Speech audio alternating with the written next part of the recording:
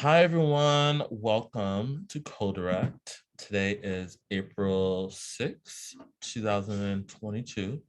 And as y'all know, today is Co-Direct, where we share our organizational updates with our members and offer space to have organizational discussion around some of these big decisions that we're making. Seeing as though, we're always exploring what collective work and responsibility looks like. We want to really offer yet another space to participate with you all and move and operate with you all. So I have a couple of things I want to just quickly share. I know we sent via email what the sort of the announcements were going to be for today, and so. First one I want to mention, and I don't have all the details here, but there will be another public banking week coming up soon. And I know if y'all remember, we had a public banking month in September where we had a number of different workshops focused on that. And y'all know that's a flagship issue for the Boston Ujima Project. And so we're going to sort of having a return to that conversation in a few weeks. And so just wanted to give you all heads up about that. And then the next update, as y'all know, we are in the middle of our Jazz Urbane vote. And so if you are, I put this in the chat, if you're a voting member and you have not voted, I encourage you to do so, or encourage someone that you know to vote. We are doing quite well, I would say. However, let me pull this bad boy up to give sort of update on just sort of where we're at. So we're closing this vote in 2 days on April 8th.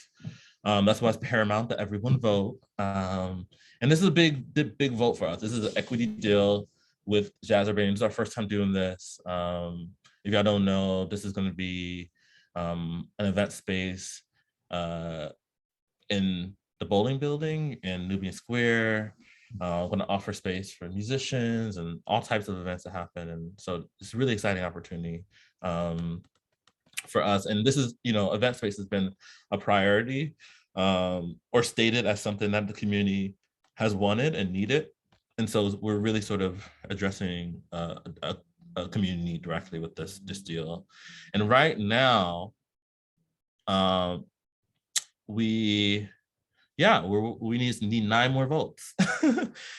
So we're at 133 people have voted. Quorum for this decision is 142. So we're getting there. We're pretty close. But yeah, we want to make it to the finish line. We need 9 more people to vote. And so we're going to get on that. If you are a Solidarity member and you're interested in doing some outreach, you have some time, some space, I'm happy to share with y'all the voter outreach form. So y'all can do some outreach. We have a whole script, makes it easy. But yeah, we got 9 more folks that need to vote. So waiting on those for the next 2 days. No, we'll probably get it on the next day. I wouldn't be surprised. We're super excited. We're almost there. But yeah, that's one announcement for y'all. The next I can do a little outreach tonight. Do you want to drop it in the chat or is it in that email? I can dig it in. I'm gonna send it to you. Cool. So, thanks. Yeah, no problem. Thank you.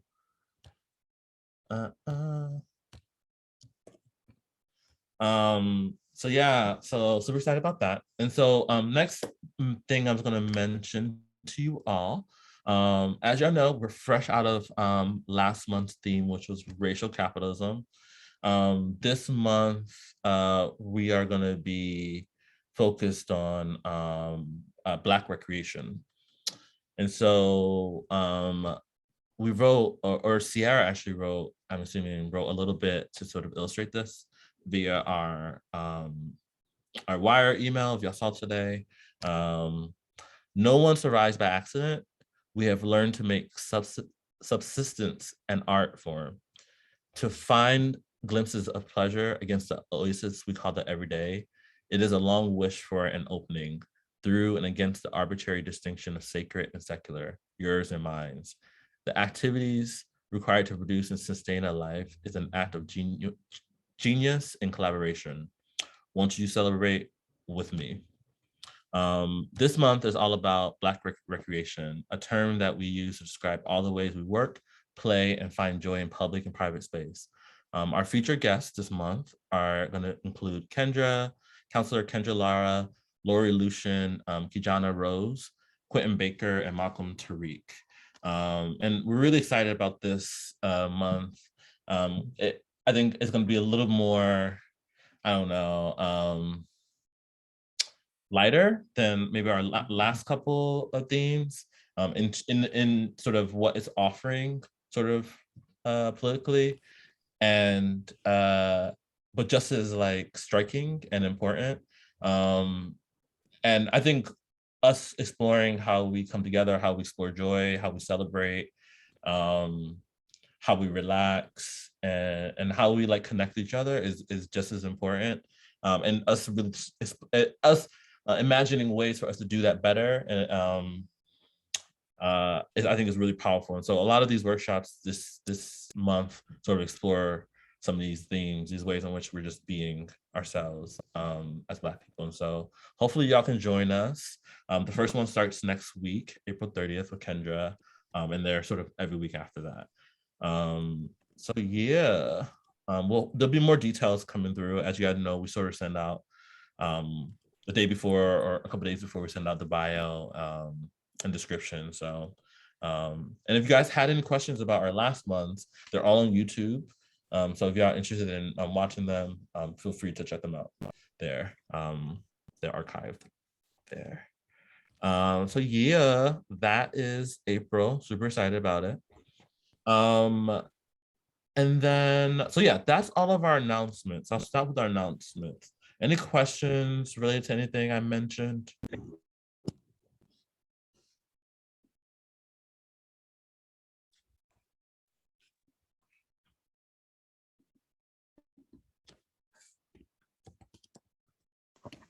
No, I'm good.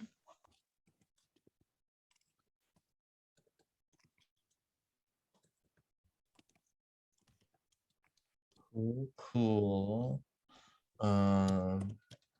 And I'm sure there'll be more details. Well, the Jazz Urbane thing, I'm sure you'll probably be hearing where we're at with that sooner than later. But the April workshops will definitely have more details on that coming soon. So hopefully y'all can come through. They're gonna be a lot of fun. And also I would say like kind of Beckett, kind of similar in terms of like delivery, similar to sort of our Black Trust, our arts talk, in terms of the structure and format. So a little bit more like creative. But yeah, so for the discussion piece, and so I'm trying to figure out.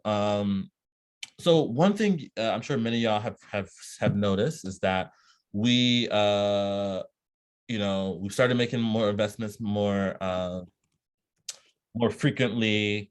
We've hired really great staff who have a lot of great experience, and just like insight and just like how to build out processes for us to like for us to do this work well. And so with that, we recently hired, I think a more recent hire that I think is going to really help our sort of outreach efforts has been our fund administrator, who you all will meet pretty soon. And so I know a lot of y'all have met Jock, our interim managing director, excellent.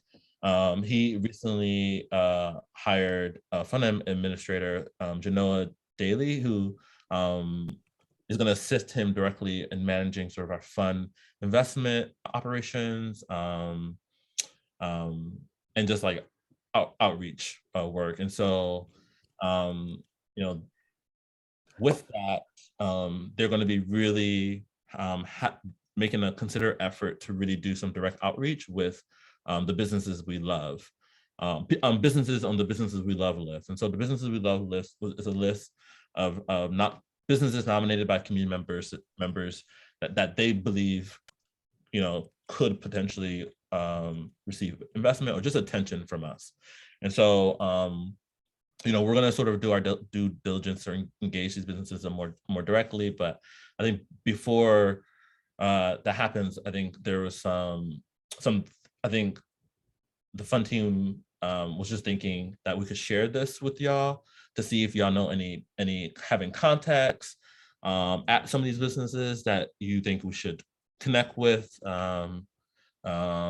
directly to help, you know, explore the possibility of partnership, or just offer anything about some of these businesses, whether it's like not only just like content insight, but just also just like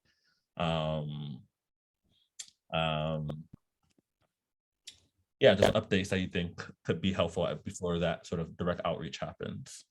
And so I had on the slide deck earlier, I don't know if y'all saw, and I'm gonna pull that bad boy up again to sort of share with y'all the list that we had of businesses that we love. And so maybe y'all could take a look at that and then let me know what you think. So yeah, this is the list of businesses we love, and they're categorized by neighborhoods. So I know, so this is not really a conversation about who else should be on here. I'm sure there could be, and there's like things, but of the businesses right as of here, you know, what are who are some folks that y'all know that we should reach out to related to some of these businesses, and just helpful insights that y'all think the fund team should know as they're sort of undertaking this endeavor. I'm gonna take some notes or try to, but I'm leaving this up here so y'all have like something to look at. But yeah, is that clear? I'm taking notes, James. Oh, you are? Yeah, I told you I would start at 6:30. Thank you. Yeah. But yeah, any thoughts? Is that clear for everyone? And also, I know some of these folks y'all know are already like investment, because you know you guys are our friends, our members, y'all are participating here. So some of these I know are yeah, go for it. So my note is a 5664. I was gonna mention Bread Gourmet. I mean, they seem like a really small operation, and they're great. You know, they do great burgers with I think locally sourced things. Mm-hmm. Can you spell that for me? Yeah, BRED. Yeah. Gourmet. Okay, yeah, that's what I thought. Thank you. You know anyone over there, Sienna? I mean, just when I pick up my food. I mean, this is good. This is good to know that they have good food. But I was just like, you know.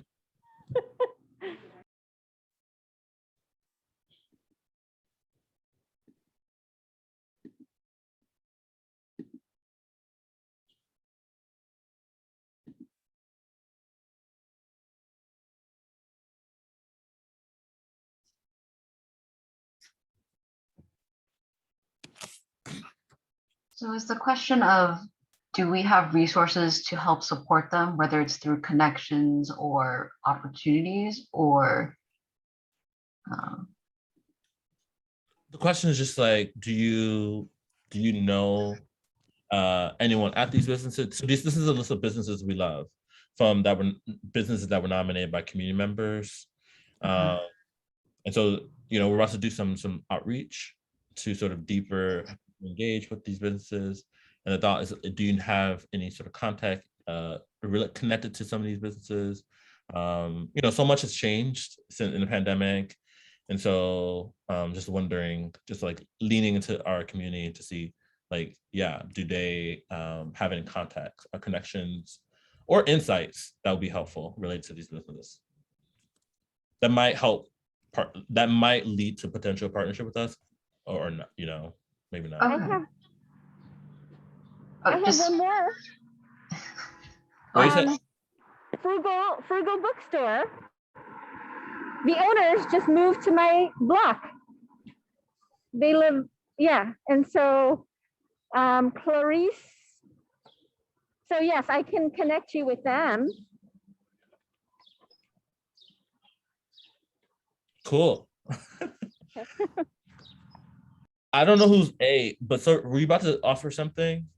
yeah, so these are organizations and businesses that are not currently partnered with Ujima. Is that what I'm understanding? I'm not part of our business alliance. Oh, They're not- Business Alliance. I see. So we have a good business alliance. And then some of these recently are in the process or recently, but most of them are not. Okay, got it. Sorry, I thought they were, and I was like, cool. So I used to do community work. I used to go around some of the small business areas. So I do know a few, but like, what do you think about this? So I've met one of the founders of Fresh Food Generation, love what they do, very much support them. And they only recently as in like maybe at least 2 years ago, they've been in operation for almost a decade now, I think. But they recently got into like the black instead of the red. And that's huge for any restaurant or anyone in the food industry. Let's see. I do have a contact at Eastern Bank, if that really helps. I know they do a lot with supporting, like they have a program for supporting Black and Latinx small business owners, or just business owners in general. I know they're in the community. They used to be Wainwright Bank, I believe. And so they do have at least community rooms that people can use. Or I think, I don't know, I haven't organized recently. But in general, I think they do want to do the right thing, that they would be good people to connect with because they could also be a supporter financially. Sorry,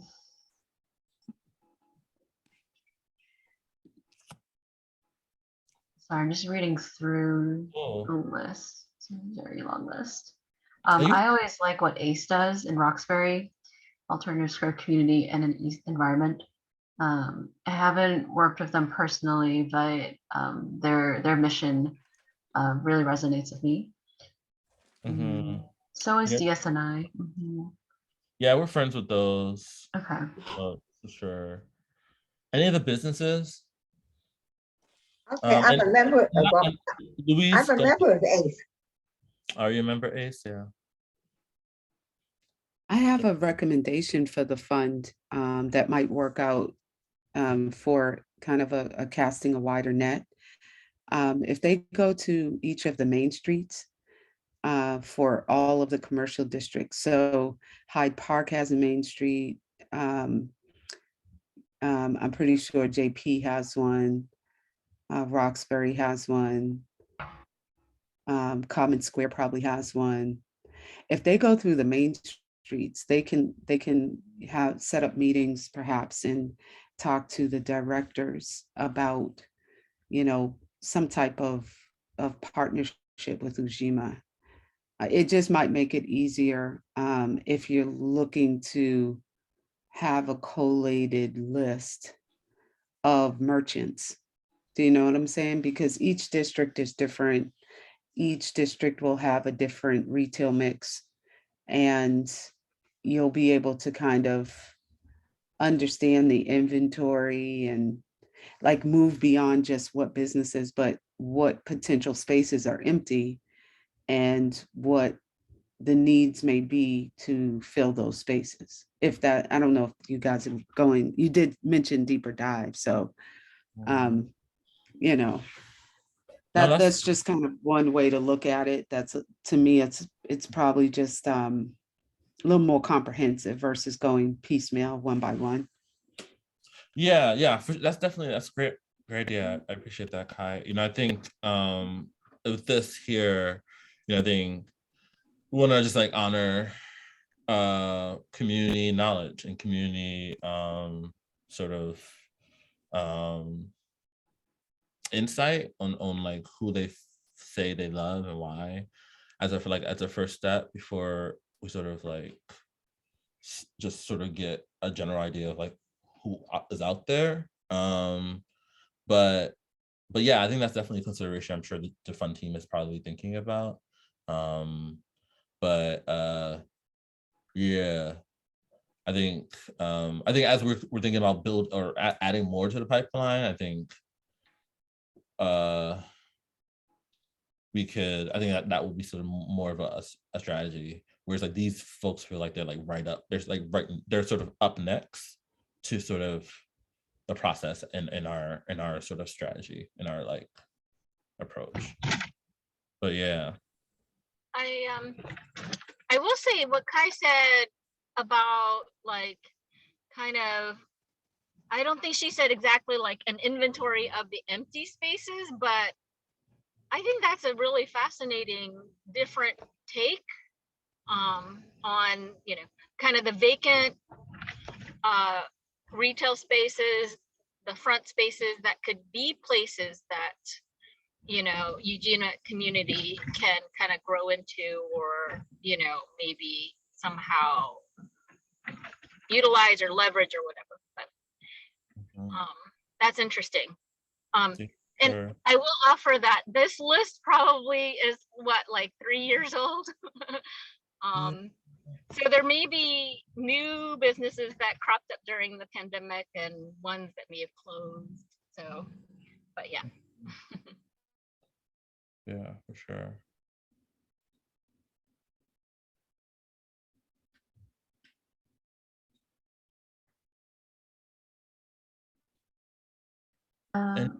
Yeah, go ahead. An organization you might want to even touch base with is called Powerful Pathways.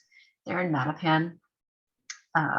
They're working on a mapping project to, one of the goals of this project is to kind of assess what are areas of opportunities for businesses in the Mattapan area based on kind of an assessment of the businesses that are along Blue Hill Avenue. It's only shaping up. It's not quite there yet. So, but I would bet that they would have insights about the neighborhood and what's great, like what are great businesses that cycle wealth back into the community versus businesses that are destructive. Like, yeah, gentrify in the wrong way, in a way, if you will. So I would consult with them. I don't think they would be a business per se. Maybe they could. I don't know. But they're more of like a civic design advocacy group specifically for Mattapan. Oh, in that vein, you might want to talk to the neighborhood councils within Dorchester, Roxbury, Mattapan, because that's still kind of within the realm of community knowledge versus main streets. What are those called again? Say that again. Community. Powerful Pathways, or just neighborhood councils. Oh, neighborhood councils. You said that. Mm-hmm. And those exist in every neighborhood? Depends on the neighborhood. Correct. There's Every definitely a Greater neighborhood Mattapan Neighborhood Council. Yeah. Ours Okay. here in Roxbury holds a lot of power. Oh, really? Yeah, they hold the power to halt development. So through the Article 80, I'm sorry, through the Article 50, but no need to go deep into that. It's a good suggestion, I think, though. At some point for Ujima to, connect with neighborhood councils and neighborhood associations. Mhm. Yeah, for sure. That's super helpful. But anything else, y'all? Can I also call out Gallery I? I Wait, care, wait, I believe that's what wait, it's called, Sienna, Gallery. you're like breaking up a little bit. I'm sorry, can you hear me? Oh, I can hear you now. Can you hear me? Hello? Yeah. Sorry. Gallery I Care Okay. in Nubian Square. Yeah, they've been around for a while, and it's I've been a patient there, and so yeah, Mhm. that's an area of need for, and I'm glad list. Yeah, they're on here. I see. I probably voted. So, how long you been going? How long you been there, Sienna? For eyeglasses, I think 2 years. Okay, Not long, but 2 years. that's something. That's cool. Thank you, Sienna. Marie, any thoughts, additions, observations? Anything. I was thinking if some of the groups I was looking at, I don't know if any of them are like, the only word coming to my head is artsy, beyond just, I see some wellness group, but more broader in terms of like JP, Mission Hill, some of the other areas that may not be listed as the core, unless we're focusing on Dorchester, Roxbury, and Mattapian as the core organization. Hey, Anita. Yep, that's me. It's funny you recognize me. Yep. Virtually, I can feel your energy. Yep, it's me. Hey, Marie, can you repeat the name of that business you just mentioned? Me? Business? Did you name a business? No, I was thinking more of like artsy type of artsy. businesses. Okay, no, I thought that was the name of a business. Okay. Creative and stuff. And I think when Anita mentioned the councils, I'm sort of like on the border of like JP Bookline, and I saw there was a Bookline connection, something where you don't have to live in those areas. So I don't know if there's any way where sometimes we do these little cross partnership or connection of like town that are adjacent to us or neighborhoods kind of thing. But there's some stuff we have that they exist, but they're not necessarily have a website on paper. But how do we tap into those kind of like other communities that do tap into Boston, but they're not necessarily like in Boston? Is there a way to kind of know if they exist? I kind of like the neighborhood mapping thing. I think somebody else was saying some new business came out and during the pandemic, and then others may have closed, but is there a way to do like a little audit or like just checking to see like, okay, who's still here, who's no longer here, and who needs to sort of like do more collaborative effort for sustainability's sake during and post-pandemic?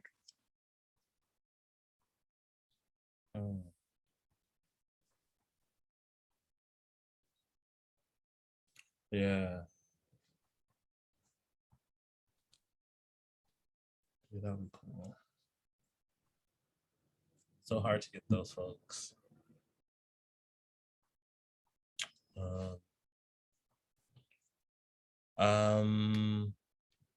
Oh, I see Louise, you have your hand up. Go for it. Yeah, I see you. Okay, yeah. I see you put Hibernian Hall there, and Madison Park Development Corporation. They run Hibernian Hall, and I might think to get in with them because I can do a newsletter, and they do a lot of different actions too, and they also give grants to people, and they're involved with a lot.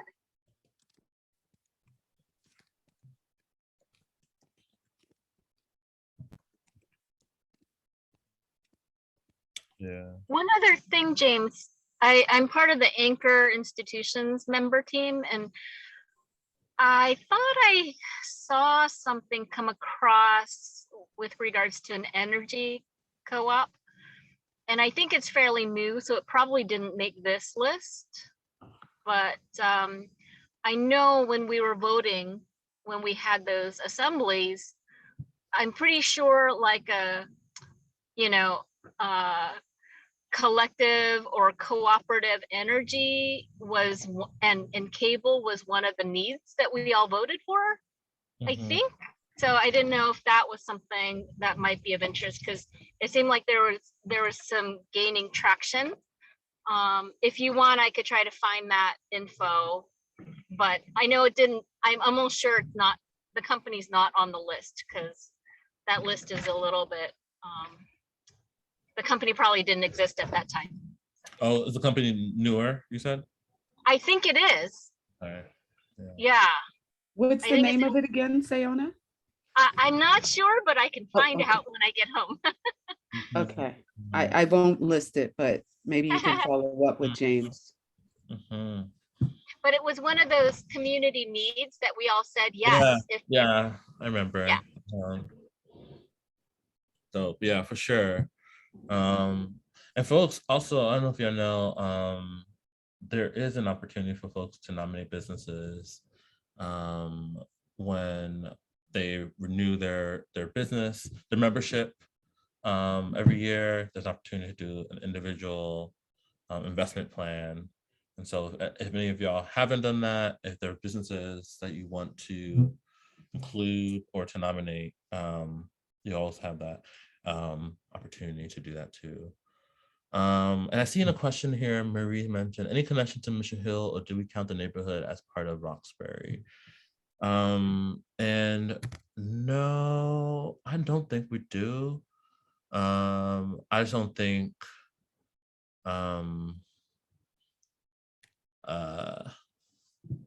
It yeah. used to be Roxbury.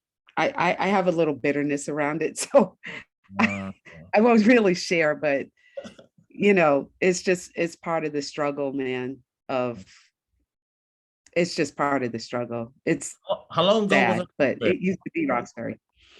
Listen, Roxbury used to be include so MFA, Boston Latin School, Harvard Medical, all of that was once Roxbury. Mm. And you know, the institutions and universities, Northeastern is very egregious in taking our land and not giving a community benefit in return, and creating off-campus dorms, even though they're not considered dorms.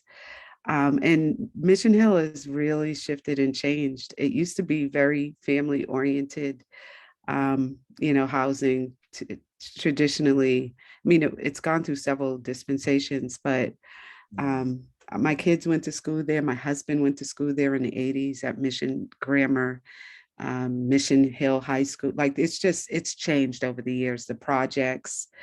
And it's just sad because, you know, same thing's happening with Eggleston.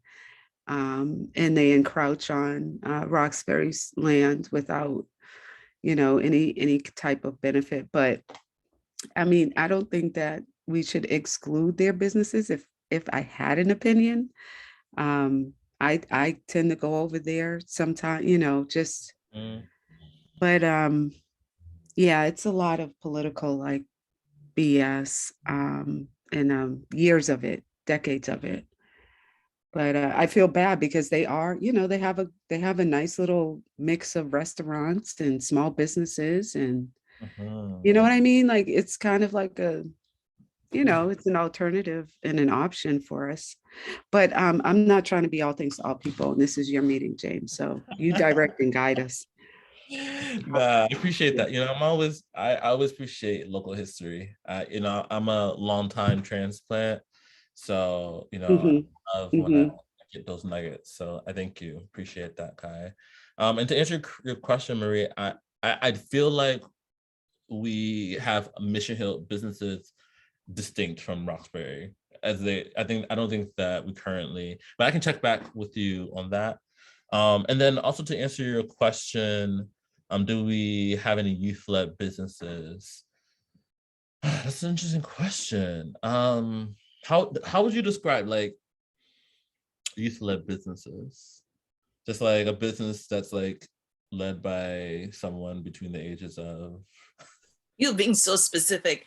I'm thinking because we have these innovative centers. I know we have a good one in Roxbury, right down in Dudley.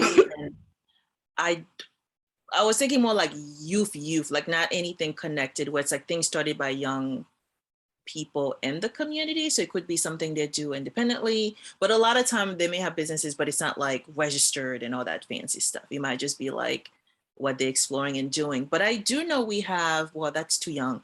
We do have that new clubhouse in Dudley that does a lot of work with young people. And it's like a free access thing that's right by the tropical market. What's it called? It's the clubhouse. Oh, the clubhouse. Okay. Yeah, so it's a lot of technology, art. They used to be at the Museum of Science, and now they've been here for like a few years now.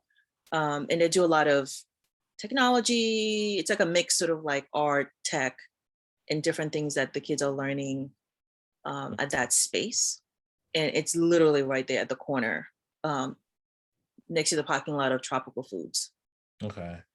So yeah, so based on, I don't think we have any that would sort of identify as sort of youth led, but I definitely think it's something we're open to explore. Definitely. But I don't think anyone we've been engaging sort of identifies as that right now. But yeah, hello Charlene. Welcome to our open meeting. Thank you so much. Yeah. So, Yeah. what was that?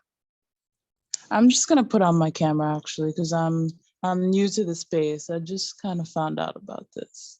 Oh, okay. Well, just to give you some context, we're today's co-direct, and so we co-direct is all about sort of organizational updates and organizational discussions that staff members have with Ujima members. And so we're actually in the end of the discussion, but feel free to join. It doesn't matter.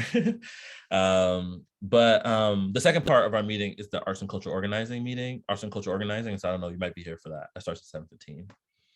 I think I am. Okay.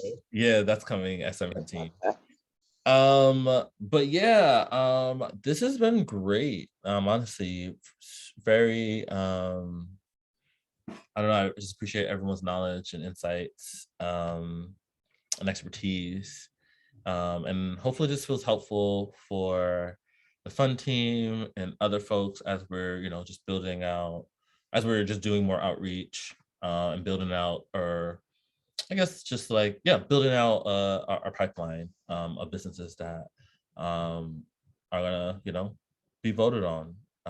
Yeah, definitely lots of food for thought. Any final thoughts, any other questions before I sort of end this session, this part of the meeting? Oh, any announcements from anybody about anything? I forgot to mention that earlier because I know you all do your own thing. Happy to offer some space for y'all to announce things that are happening that I think people should know about.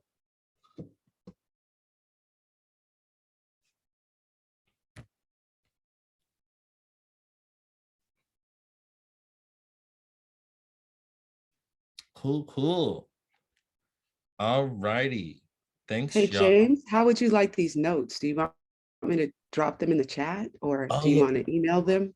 Yeah, can you drop it in the chat, please? Yeah. Yeah, you can message them to me, whatever. Okay. Thank you so much for doing that, Kai. And thank you all for a wonderful, substantive co-direct. I'm gonna end the recording now. Get there somehow.